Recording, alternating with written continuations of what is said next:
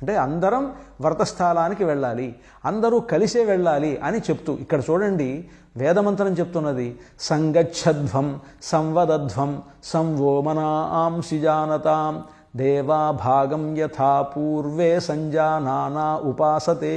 వేదం చెప్తున్నది సంగచ్చధ్వం సంవదధ్వం అందరూ కలిసి నడవండి, సంవదధ్వం అందరూ కలిసి ఒకే మాట మాట్లాడండి.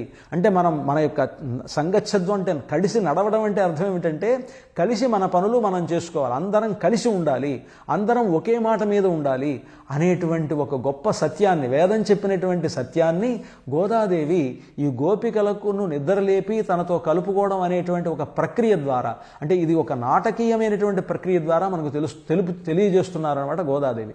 కనుకనే ఉన్నాయి కూవాన్ వద్దు నిన్ను మా గోష్ఠిలో కలుపుకోవడానికి, నిన్ను పిలవడానికి, నిన్ను నిద్రలేపి మనందరం కలిసి వెళ్ళడం కోసమని కూవాన్ వందు నిన్నోం నీ వాకిటి ముందు నిల్చునున్నామమ్మా.